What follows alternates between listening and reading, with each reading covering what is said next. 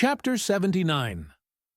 The tale other poets have warbled the praises of the soft eye of the antelope and the lovely plumage of the bird that never alights. Less celestial, I celebrate a tale. Reckoning the largest-sized sperm whale's tail, to begin at that point of the trunk where it tapers to about the girth of a man, it comprises upon its upper surface alone an area of at least 50 square feet. The compact round body of its root expands into two broad, firm, flat palms or flukes, gradually shoaling away to less than an inch in thickness. At the crotch, or junion, these flukes slightly overlap, then sideways recede from each other like wings, leaving a wide vacancy between. In no living thing are the lines of beauty more exquisitely defined than in the crescentic borders of these flukes. At its utmost expansion in the full-grown whale, the tail will considerably exceed 20 feet across. The entire member seems a dense webbed bed of welded sinews, but cut into it, and you find that three distinct strata compose it: upper, middle, and lower. The fibers in the upper and lower layers are long and horizontal, those of the middle one very short, and running crosswise between the outside layers. This triune structure, as much as anything else, imparts power to the tail. To the student of old Roman walls, the middle layer will furnish a curious parallel to the thin course of tiles always alternating with the stone in those wonderful relics of the antique, and which undoubtedly contribute so much to the great strength of the masonry. But as if this vast local power in the tendinous tail were not enough, the whole bulk of the Leviathan is knit over with a warp and woof of muscular fibers and filaments, which, passing on either side the loins and running down into the flukes, insensibly blend with them and largely contribute to their might, so that in the tail the confluent, measureless force of the whole whale seems concentrated to a point.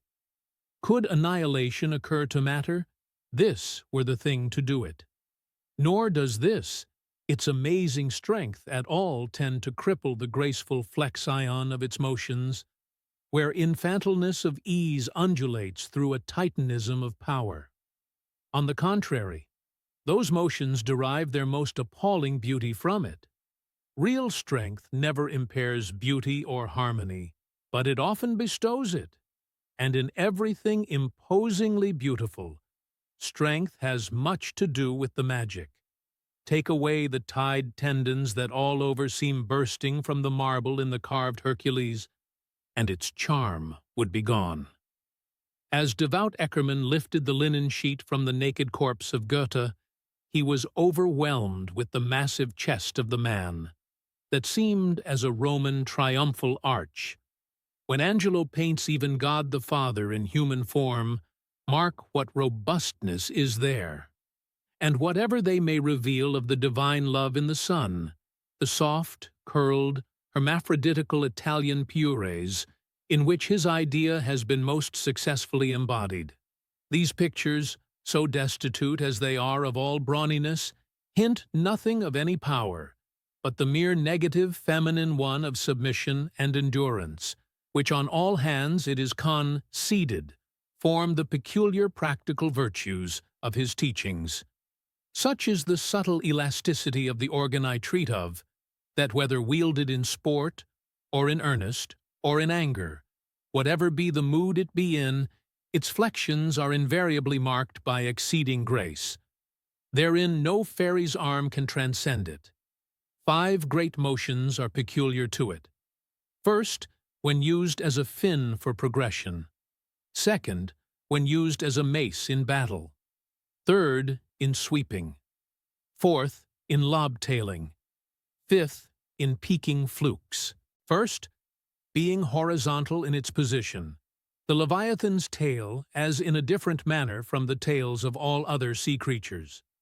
It never wriggles. In man or fish, wriggling is a sign of inferiority. To the whale, his tail is the sole means of propulsion. Scroll-wise coiled forwards beneath the body, and then rapidly sprung backwards, It is this which gives that singular darting, leaping motion to the monster when furiously swimming. His side fins only serve to steer by. Second, it is a little significant that while one sperm whale only fights another sperm whale with his head and jaw, nevertheless, in his conflicts with man, he chiefly and contemptuously uses his tail. In striking at a boat, he swiftly curves away his flukes from it, and the blow is only inflicted by the recoil. If it be made in the unobstructed air, especially if it descend to its mark, the stroke is then simply irresistible. No ribs of man or boat can withstand it. Your only salvation lies in eluding it. But if it comes sideways through the opposing water, then partly owing to the light buoyancy of the whaleboat and the elasticity of its materials, a cracked rib or a dashed plank or two, a sort of stitch in the side, is generally the most serious result. These submerged side blows are so often received in the fishery that they are accounted mere child's play. Someone strips off a frock, and the hole is stopped. Third, I cannot demonstrate it, but it seems to me that in the whale the sense of touch is concentrated in the tail, for in this respect there is a delicacy in it only equaled by the daintiness of the elephant's trunk. This delicacy is chiefly evinced in the action of sweeping, when in maidenly gentleness the whale with a certain soft slowness moves his immense flukes from side to side upon the surface of the sea. And if he feel but a sailor's whisker, woe to that sailor, whiskers and all. What tenderness there is in that preliminary touch! Had this tail any prehensile power, I should straightway bethink me of Darmonides' elephant that so frequented the flower market, and with low salutations presented nosegays to damsels, and then caressed their zones. On more accounts than one, a pity it is that the whale does not possess this prehensile virtue in his tail. For I have heard of yet another elephant, that when wounded in the fight, curved round his trunk and extracted the dart. Fourth, stealing unawares upon the whale in the fancied security of the middle of solitary seas, you find him unbent from the vast corpulence of his dignity, and kitten-like he plays on the ocean as if it were a hearth. But still you see his power in his play. The broad palms of his tail are flirted high into the air. Then smiting the surface, the thunderous concussion resounds for miles. You would almost think a great gun had been discharged, and if you notice the light wreath of vapor from the spiracle at his other extremity, you would think that that was the smoke from the touch-hole. Fifth, as in the ordinary floating posture of the Leviathan, the flukes lie considerably below the level of his back. They are then completely out of sight, beneath the surface.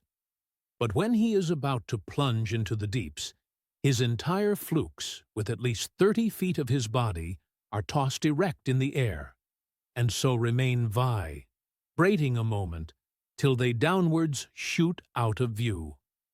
Excepting the sublime breach, somewhere else to be described, this peaking of the whale's flukes is perhaps the grandest sight to be seen in all animated nature. Out of the bottomless profundities, the gigantic tail seems spasmodically snatching at the highest heaven. So in dreams have I seen majestic Satan thrusting forth his tormented colossal claw from the flame Baltic of hell.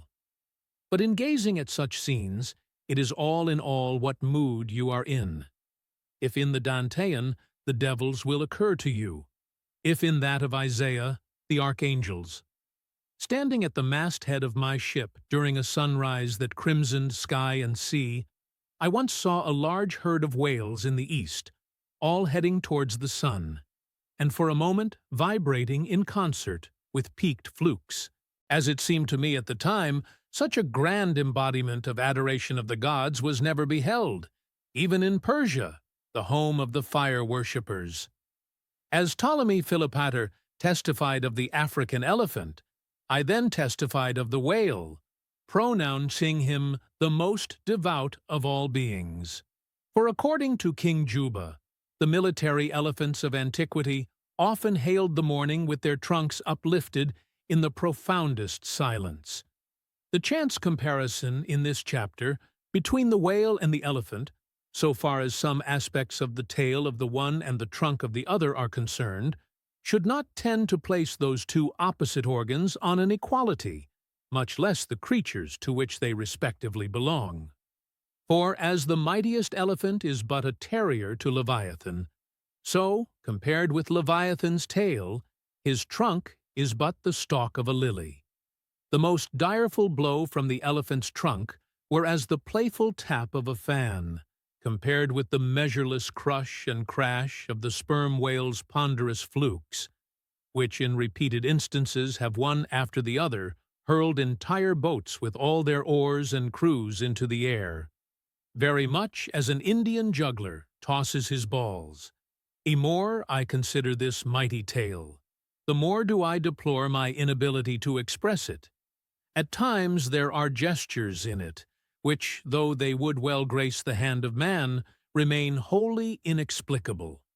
In an extensive herd, so remark Abel occasionally, are these mystic gestures, that I have heard hunters who have declared them akin to Freemason signs and symbols, that the whale, indeed, by these methods intelligently conversed with the world. Nor are there wanting other motions of the whale in his general body, full of strangeness, and unaccountable to his most experienced assailant. Dissect him how I may then, I but go skin deep. I know him not, and never will. But if I know not even the tail of this whale, how understand his head? Much more, how comprehend his face, when face he has none? Who shalt see my back parts, my tail, he seems to say, but my face shall not be seen. But I cannot completely make out his back parts, and hint what he will about his face. I say again, he has no face. Though all comparison in the way of general bulk between the whale and the elephant is preposterous, inasmuch as in that particular the elephant stands in much the same respect to the whale that a dog does to the elephant. Nevertheless, there are not wanting some points of curious similitude. Among these is the spout. It is well known that the elephant will often draw up water or dust in his trunk, and then elevating it, jet it forth in a stream.